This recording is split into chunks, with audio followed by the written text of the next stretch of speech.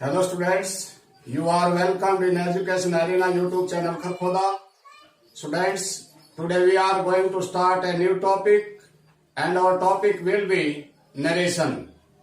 Students, आज हम एक नया टॉपिक शुरू करने जा रहे हैं और आज का हमारा टॉपिक है नरेशन या डायरेक्ट स्पीच या इनडायरेक्ट स्पीच। चाहे उसे आप नरेशन कहिए या डायरेक्ट इनडायरेक्ट कहिए, एक ही बात है। स्टूडेंट्स, नरेशन एक ऐसा टॉपिक है जो बहुत ही इम्पोर्टेंट है और क्लास 7 से लेकर के +2 तक के एग्जाम में नरेशन से रिलेटेड क्वेश्चन पूछे जाते हैं।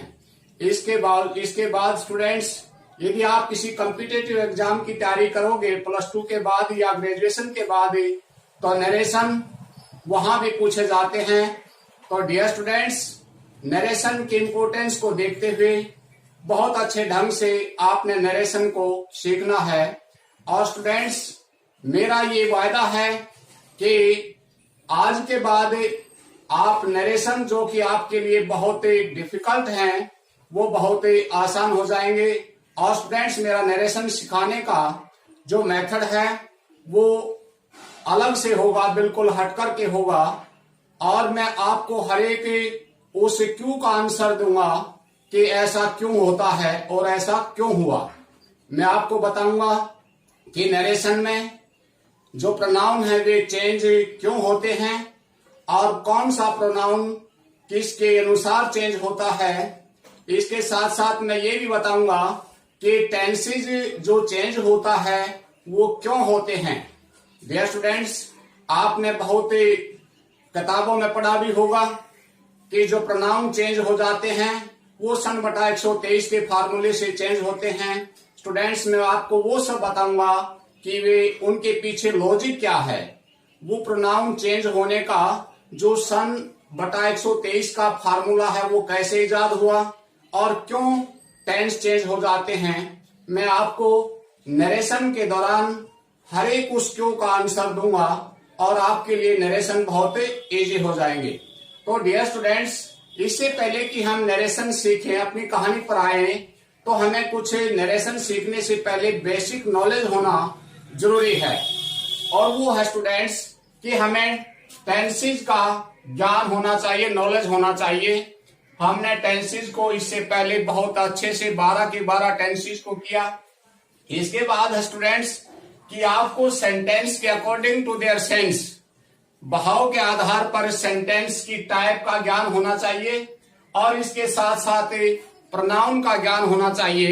यदि आपको टेंसेस का, सेंटेंस का और प्रोनाउन का ज्ञान है, नॉलेज है, तो आप नरेशन को अच्छे से कर पाएंगे और समझ पाएंगे। तो डियर स्टूडेंट्स, सबसे पहले आपने टेंसेस सीखने चाहिए। आपको मालूम होना चाहिए कि सेंटेंस जो है वो सेंस के आधार पर कितने प्रकार का होता है, उसकी आइडेंटिफिकेशन क्या है। इसके बाद स्टूडेंट्स, आपने प्रोनाउन का भी ज्ञान होना चाहिए। हमने स्टूडेंट्स हर एक टॉपिक को पहले अच्छे से किया है और जब हमने टेंसेस, सेंटेंस के टाइप और प्रोनाउन को सीख लिया, तो आज हम करेंगे नरेशन। डियर स्टूडेंट्स, देखिए, मैं आपके मेमोरी के लिए बता देता हूं। टाइप ऑफ सेंटेंसेस यहां पर मैंने लिखा है अकॉर्डिंग टू देयर सेंस। भाव के आधार पर सेंटेंस जो होते हैं वो 5 प्रकार के होते हैं। असर्टिव सेंटेंस, और इसकी पहचान स्टूडेंट्स, जो कि सब्जेक्ट से शुरू होता है और इस सेंटेंस के अंत में फुल स्टॉप होता है। एक असर्टिव सेंटेंस में भी अफर्मेटिव और नेगेटिव। तो बहुत सारे स्टूडेंट्स जो होते हैं वो नेगेटिव को भी एक टाइप बना लेते हैं। तो डियर स्टूडेंट्स, एक असर्टिव सेंटेंस वो अफर्मेटिव भी हो सकता है और नेगेटिव भी हो सकता है। दूसरा students, interrogative sentence. Interrogative sentence की पहचान है कि वो या तो किसी WH वर्ड से शुरू होगा या फिर किसी हेल्पिंग वर्ब से और उसके लास्ट में साइन ऑफ इंटरोगेशन होता है। अगला students, imperative sentence. Imperative sentence जो किसी वर्ब से शुरू होता है, जिसे आप हिंदी में आदेशात्मक वाक्य कहते हैं, और इसके अंत में फुल स्टॉप होता है। और इसकी जो शुरुआत है वो प्लीज, काइंडली से भी हो सकती है, लेकिन उसके बाद भी उसमें वर्ब होगी। अगला स्टूडेंट्स, जो नंबर 4 है, number 4 optative sentence. Dear students, ये जो होता है 20 वाले वाक्य होते हैं जो मे से शुरू होते हैं और उनके अंत में साइन ऑफ एक्सक्लेमेशन होता है। जो नंबर 5 है एक्सक्लेमेटरी सेंटेंसेस, जो अला से, हुर्रा या वाटे ए से शुरू होता है और जिसके अंत में साइन ऑफ एक्सक्लेमेशन होता है। तो डियर स्टूडेंट्स, ये 5 टाइप के जो सेंटेंसेस होते हैं अकॉर्डिंग टू देयर सेंस, इसका नॉलेज होना चाहिए और इनकी आइडेंटिफिकेशन भी होनी चाहिए, क्योंकि हमारे नरेशन में ये बहुत ही इंपोर्टेंस, इनकी बहुत ज्यादा इंपोर्टेंस है। अगला स्टूडेंट्स, हमने प्रोनाउन के टॉपिक में अच्छे से डिटेल से इनको अध्ययन किया था, लेकिन मैं आपको बता दूं कि फर्स्ट पर्सन के प्रोनाउन जो होते हैं आई, माई, मी, वी और us. Dear students, we plural है, फर्स्ट पर्सन ये सब्जेक्टिव केस होता है, ये पॉजेसिव केस और ये objective case. Second person you, your, you और third person he, his, him, she, her, her, it, its, it, they, their, them। तो students, इसका भी हमें ज्ञान होना चाहिए, नॉलेज होना चाहिए। इनके नॉलेज के बगैर हम नरेशन को नहीं बना सकते। तो dear students, first person, second person और थर्ड पर्सन, ये प्रोनाउन इनके फर्स्ट पर्सन का आई, माई, मी, वी और अस।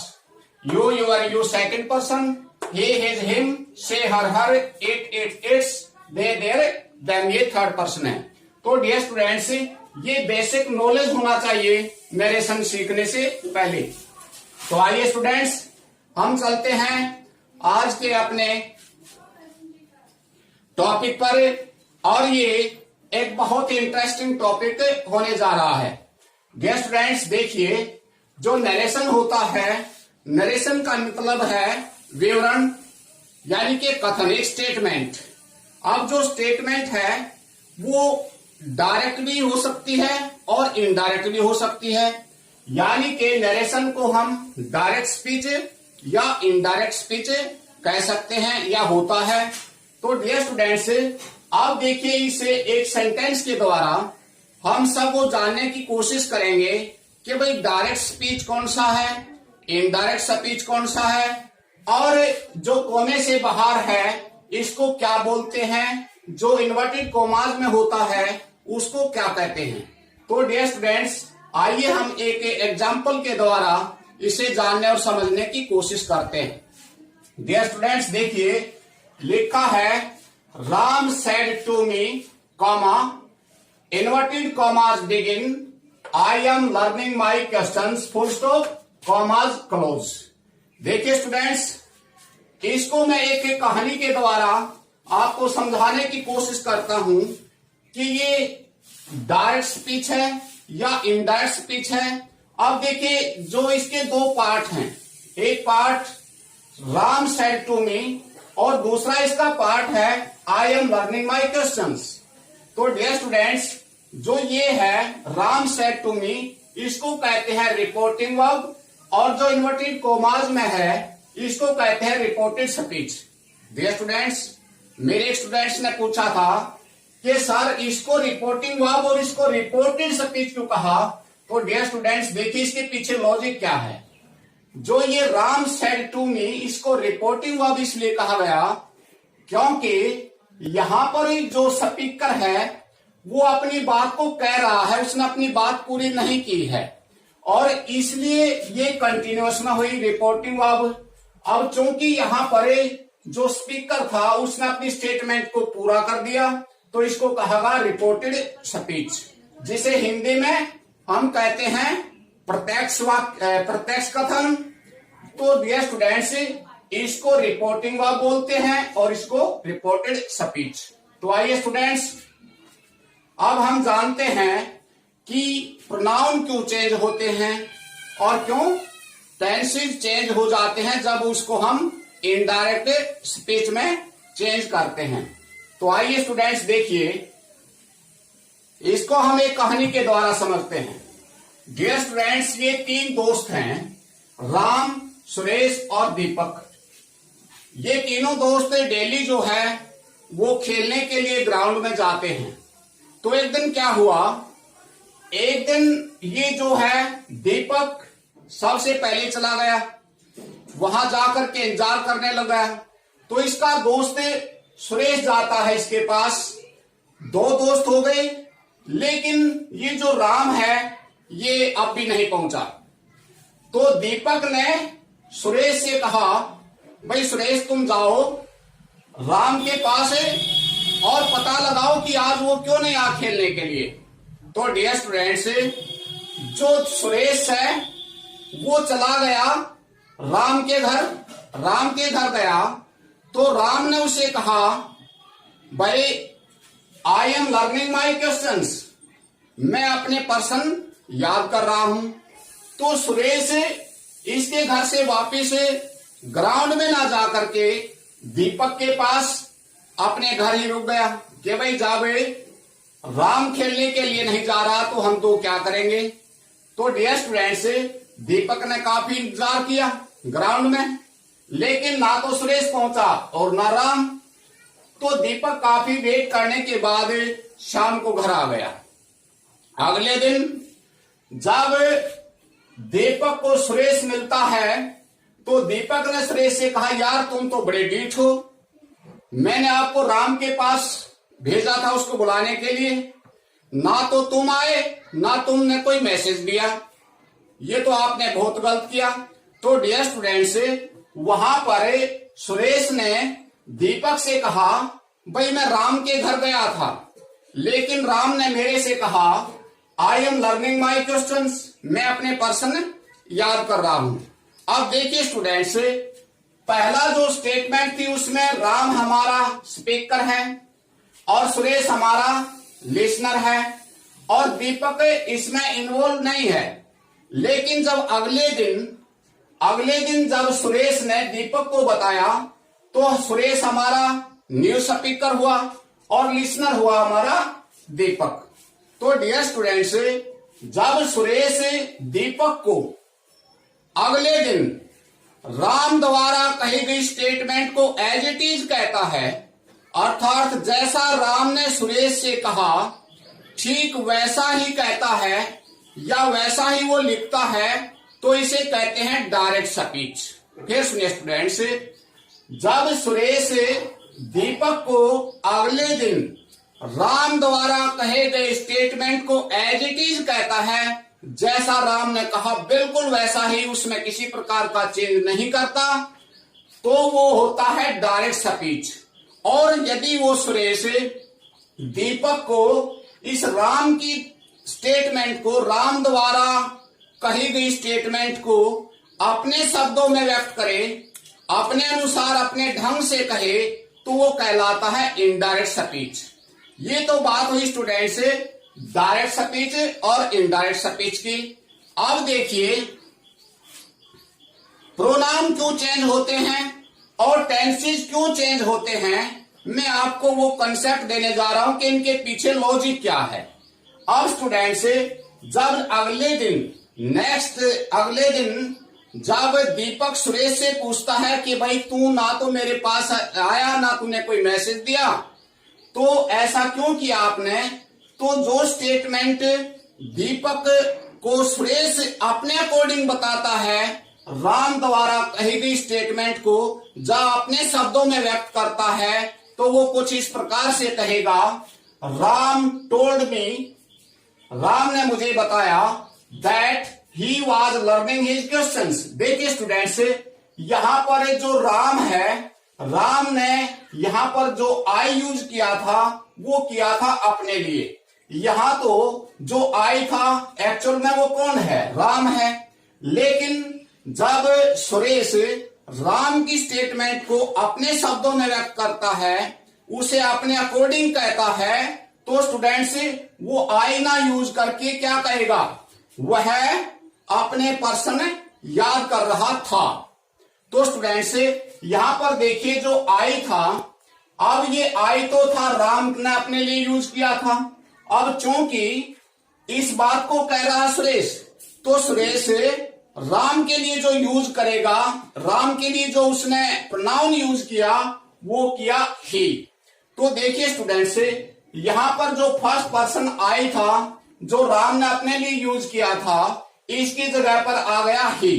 अब चूंकि स्टूडेंट्स यहां पर ये जो बात राम ने कही थी सुरेश को, वो था प्रेजेंट कंटिन्यूअस टेंस में कि मैं अपने क्वेश्चन याद कर रहा हूं। अब स्टूडेंट्स चूंकि ये बात तो कल की थी और इसको यानी कि अगले दिन जब सुरेश अगले दिन दीपक को ये बात बताएगा तो वो तो पास्ट में चली गई जो बात बताई थी। तो डियर स्टूडेंट्स यहां पर ये टेंस भी चेंज हो गया, क्योंकि ये बात तो पहले दिन की थी, ये उसके अगले दिन की है। तो डियर स्टूडेंट्स ये हुआ कि टेंस बदलना, कि टेंस क्यों बदल जाते हैं। तो डियर स्टूडेंट्स देखिए यहां पर एक फार्मूला इजाद हुआ और वो फार्मूला है SON बटा 123। देखिए स्टूडेंट्स ये मैं आपको डिटेल में बताऊंगा, पहले इसको समझने की इसके पीछे जो लॉजिक है उसको समझने की कोशिश कीजिए। अब यहां पर जो ही है वो किसके अकॉर्डिंग चेंज हुआ है, राम के अकॉर्डिंग, यानी कि सब्जेक्ट के अकॉर्डिंग आया। और यहां पर जो माई था, माई यहां पर किसने यूज किया है, राम ने अपने लिए, कि मैं अपने क्वेश्चन। तो डियर स्टूडेंट्स जब इसको इनडायरेक्ट में लेकर गए अर्थात जब इसको प्रोक्स वाक्य में चेंज किया तो आई की जगह पर तो ही आ गया, यानी ही किसके लिए आया, राम के लिए। तो ये जो स्टूडेंट्स यहां पर देखिए जो ये फर्स्ट पर्सन आई था ये चेंज हुआ अकॉर्डिंग टू सब्जेक्ट के अकॉर्डिंग चेंज हुआ। तो डियर स्टूडेंट्स ये था हमारा प्रोनाउन चेंज होने के पीछे जो लॉजिक था वो। दूसरी बात, आज जो हम बात कर रहे हैं यदि हम इसको आगे कहेंगे, कल कहें, कल से आगे कहें, तो डियर स्टूडेंट्स आज तो ये प्रेजेंट कंटिन्यूअस में है, लेकिन जब हम इससे आगे बताएंगे तो ये पास्ट कंटिन्यूअस में चली जाएगी। तो डियर स्टूडेंट्स ये था हमारा प्रोनाउन चेंज होने के पीछे लॉजिक और टेंस चेंज होने के पीछे लॉजिक। एक एग्जांपल द्वारा और समझिए स्टूडेंट्स। देखिए यहां पर लिखा है the teacher said to me I want to meet your father. तो डियर स्टूडेंट्स देखिए यहां पर एक तो टीचर हुआ एक कैरेक्टर, और मान लीजिए ये मैं हूं, ये हुआ दीपक, और एक मेरा दोस्त है सुरेश। मैं अध्यापक के पास गया, यानी कि दीपक जो है वो दीपक को अध्यापक ने कहा, यानी कि स्पीक का टीचर, और ये हुआ लिसनर। टीचर ने दीपक से कहा कि मैं तुम्हारे फादर से मिलना चाहता हूं। तो डियर स्टूडेंट्स अगले दिन सुरेश ने दीपक से कहा, भाई दीपक तुम अध्यापक के पास गए थे, अध्यापक ने तुमसे क्या कहा। तो डियर स्टूडेंट्स यहां पर देखिए, यहां पर तो स्पीकर था टीचर, लिसनर था ये, और सुरेश है नहीं, सुरेश यहां पर नॉन एक्टिव है। अगले दिन सुरेश ने दीपक से कहा, भाई अध्यापक ने तुम्हारे से क्या कहा। तो डियर स्टूडेंट्स यदि दीपक सुरेश को अध्यापक द्वारा कही गई स्टेटमेंट को एज इट इज कहता है, जैसा अध्यापक ने कहा, जैसे वो कहता है the teacher said to me commas begin I want to meet your father. तो डियर स्टूडेंट्स ये तो हुआ डायरेक्ट स्पीच। और यदि दीपक टीचर द्वारा कही गई स्टेटमेंट को अपने अकॉर्डिंग कहता है तो स्टूडेंट्स वो हो जाएगा इनडायरेक्ट स्पीच। तो इनडायरेक्ट स्पीच जो हुआ अगले दिन जब दीपक ने सुरेश को टीचर द्वारा कही गई बात को बताया तो स्टूडेंट्स वो कुछ इस प्रकार से कहेगा, the teacher told me that he wanted to meet my father. देखिए स्टूडेंट्स यहां पर जो आई था वो तो था टीचर ने अपने लिए यूज किया था, और जो यूअर है ये यूअर था दीपक के अकॉर्डिंग, यानी कि मी के अकॉर्डिंग। ये यूअर कौन है, यूअर फादर मतलब तुम्हारे पिता, तुम्हारे मीन्स इसके दीपक के पिता।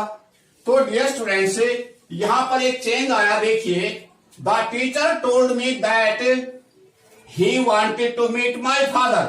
तो स्टूडेंट्स जब दीपक सुरेश को ये बात बताएगा तो वो कहेगा अध्यापक ने मेरे से बताया कि वह मेरे पिता से मिलना चाहता था। डियर स्टूडेंट्स, ये बात तो प्रेजेंट में कही टीचर ने, लेकिन जब ये बात तो अगले दिन की हो रही है तो ये बात तो प्रेजेंट में थी, अब ये बात पास्ट में चली गई, इसलिए टेंस चेंज हुआ। दूसरा स्टूडेंट्स हमने देखा, यहां पर देखिए जो आई यूज हुआ था वो था टीचर ने अपने लिए कहा। अब यहां पर ही आया, आई की जगह पर ही आया, यानी कि अब स्पीकर कौन है? स्पीकर है दीपक, लिसनर है सुरेश। दीपक टीचर की स्टेटमेंट को, टीचर ने जो कहा उस बात को अपने शब्दों में व्यक्त कर रहा है, टीचर द्वारा कही गई बात को। तो वो कुछ इस प्रकार कहेगा, टीचर ने मुझे बताया कि वह कौन? टीचर। तो स्टूडेंट्स ये जो ही है ये आया टीचर के लिए, यानी कि जो यहां पर फर्स्ट पर्सन था वो चेंज हो गया अकॉर्डिंग टू सब्जेक्ट। अब चूंकि ये बात प्रेजेंट में थी, अब तो ये पास्ट में जा चुकी, इसलिए स्टूडेंट्स यहां पर ये था प्रेजेंट इंडेफिनिट टेंस। अब ये प्रेजेंट इंडेफिनिट था तो पास्ट में ये गया, ये बदल गया पास्ट इंडेफिनिट में। अब यहां पर देखिए यूअर फादर था स्टूडेंट्स, ये यूअर फादर था मी, यानी कि दीपक के पिता। अब दीपक ने कहा कि वो मेरे पिता से, तो डियर स्टूडेंट्स यहां पर ये माई जो है ये दीपक ने अपने लिए आया, यानी कि ऑब्जेक्ट के अकॉर्डिंग चेंज हुआ। तो डियर स्टूडेंट्स जब ये सेकंड पर्सन है तो second person change according to object. तो डियर स्टूडेंट्स जब फर्स्ट पर्सन था तो सब्जेक्ट के अकॉर्डिंग चेंज हुआ, जब सेकंड पर्सन था तो ऑब्जेक्ट के अकॉर्डिंग चेंज हुआ। और जो n के नीचे 3 है students, n mean 3 mean third person, जो थर्ड पर्सन होता है वो चेंज नहीं होता, क्योंकि वो फर्स्ट पर्सन के लिए भी और सेकंड पर्सन के लिए भी नॉन एक्टिव होता है, यानी कि थर्ड पर्सन होता है। इसलिए स्टूडेंट्स थर्ड पर्सन